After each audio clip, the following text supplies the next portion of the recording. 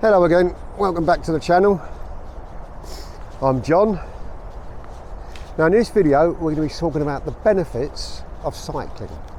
Now I am actually out on my bike at the moment. I'm actually pushing it along as we're talking the benefits of cycling and how good it is for your health and mental well-being. Now I've been cycling for a number of years and I still find it really good. If I'm a bit fed up or down in the dumps, I'll just jump on my bike and it sort of clears my mind, helps me think better and stay more focused. Now that's just one of the benefits. There are many benefits obviously to cycling. One of the main ones being really is it can be a very social activity. So if you're like cycling in a group, like many people do, it has much benefits and social interaction. Now me personally, I prefer to sort of cycle on my own, which is what I'm doing today. I'm not actually cycling, I'm pushing the bike, as you can see. Now the benefits of it are not just physical, it's also the mental well-being as well. So it clears your minds and helps you think about a lot of things. And also the connection with nature. Now I'm just walking around a little lake near where I live, and that's the view I've got. Pretty good, I'm sure you'll agree. So particularly for people of our age, when I say our age I mean people in their 50s or 60s, it has a great deal of benefits. One of them being it's very gentle on the joints, so unlike running, which can be a bit high impact sport on your ankles. Cycling, you don't have that. It's just you're just pedaling at your own pace. The sun on your face and the wind in your hair. It's such a great way of spending an hour or two. For me, anyway, it is. I like walking also. I do quite a bit of walking, but cycling is my main passion. It always has been since I was a child, really. So if you're thinking about it, or if you haven't done it for many years, maybe now's the time. It's never too late. And as the saying goes, you're never too old and you're never too young to jump on a bike. So one of the first port of calls would be to visit your local bike shop.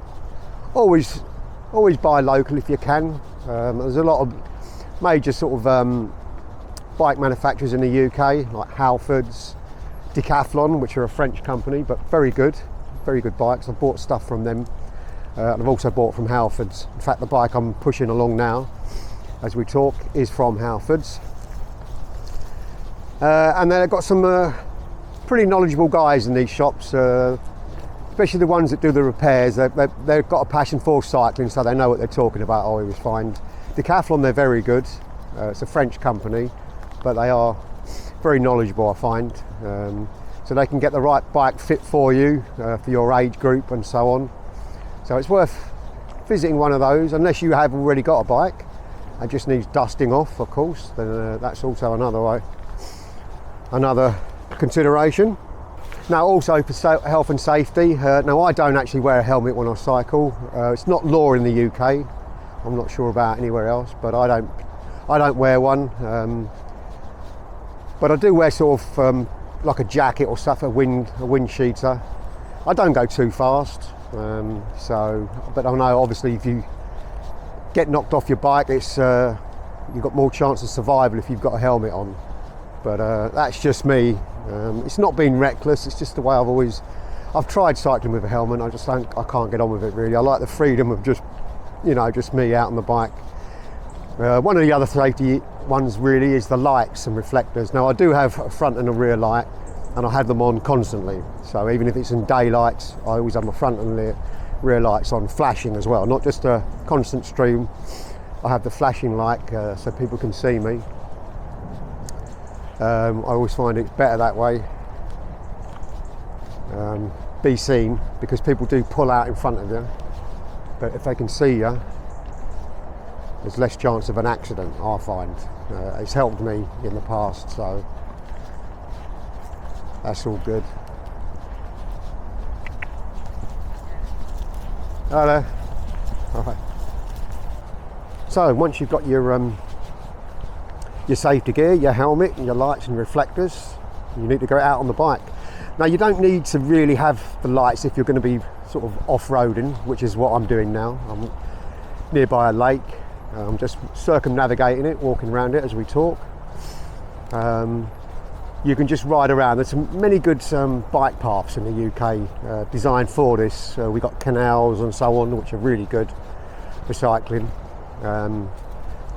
But it's really good to explore your surroundings. Now, my wife, my partner, she doesn't really cycle, so she doesn't know some of the things that I find when I go out on the bike, like little lakes and stuff. She knows they're there, you've probably seen them on Google Maps, but they've never really explored them because they're inaccessible by car and they're a bit too far walking. I mean, you could walk to them, obviously. I'm walking now, walking around it. But I find so many different things just being on the bike that I wouldn't necessarily have known was there. This is one of them, actually. I only discovered this place, this little lake, a while ago. It was quite overgrown. It was always there, but it was overgrown and it was a bit inaccessible. But now they've signposted it, so it's easy to get to, and it's very quiet and so near to where I live. It's just, I don't know if you can hear in the background, that's the motorway, the M25. We're very close to it, where we are. But it's also very quiet, so it's got the best of both worlds, really. But exploring your surroundings is one of the best things, really. Now, I like to cycle on my own. That's just the way I am. I just like the freedom of it. It helps me think. But also there's the other type of cycling. You could cycle in a group. Many people do. The social connection, really. When you're cycling along with other people with a group rides. There are some in my area, actually, for over 50s, where they pick a destination, ride there, stop off a pub or a cafe, have a bite to eat and a pint maybe, and then ride back again. So it's, I have considered sort of joining them, but I don't like the idea of going where everybody else wants to go. I'm kind of a bit of an individual in that respect. I just like to jump on my bike, nothing planned, and just go wherever I want, wherever it takes me, really. That's the beauty of it. You don't have to plan anything or rely on anybody else. You just jump on it and off you go. And also, one of the best things is if you're interested in nature, nature therapy, as they call it.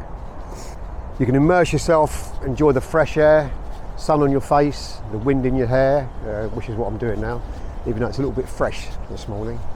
But it is wonderful, it's great, and that's one of the main benefits of it. As I say, it's so good for your mental well-being because it helps you sort of think and clears your mind, and you're away from all the hustle and bustle. But you can't really compare it when driving a car, even though it's supposed to be quicker by a car to get to A to B. It's not necessarily the case with the traffic and the roadworks and so on. So jumping on your bike, even if you're just going to go to the shops. Now, I often cycle to the shops now. I've got a van, I drive for a living. You may have seen some of my other videos on the channel. But if I can, I'll just jump on the bike and cycle from A to B. It's all right. I've took my rucksack off and left it by the bridge and just realised I've been cycling around there. And, yeah, did you see it there? Yeah. Oh God, I thought someone's found it. Well, I got slightly interrupted there. I was talking away to the camera and realised I'd put my rucksack down by the bridge and walked away and left it. Luckily, a couple there walking their dog see it and just said, yeah, we see it, it's still there by the bridge. Luckily, there's some roadworks going on. I was just complaining about the roadworks there. But in this case, it was quite beneficial because it's stopping any cars getting here, because usually there's more people here than there is at the moment. So someone could have seen that and picked it up and walked off with it. And it's got all my camera gear in it, so that would have been a bit of a catastrophe. But anyway, that's the benefits of cycling. I think we've covered a lot of it, really. You can probably hear, like I say, the motorway in the background. We're kind of quite close by, but it's very peaceful where we are now. Tranquility. So if you're thinking about dusting off your bike, now's a great time to do it. Or if you're thinking of just buying a bike and starting out, I mean, if you're find it really hard. There's also e-bikes now that you can get. This one, funny enough, is a mountain bike that I converted to an e-bike. It's probably the bike I use the most. I do have different ones, but this is probably one of the ones I use the most because it's just so much quicker. You can pedal it, you can turn off the battery and just pedal as a normal bike. It is a bit heavier, obviously, because you've got a battery on the down crossbar. But it's great when you're coming up to hills. You can just engage the actual battery and cycle up the hill. Makes it a lot easier. But you don't have to. You can just cycle it as normal, which I often do. Anyway, I'm just going to come down by the lake here, just show you about. This is the benefits of off-road cycling. This is the view I've got.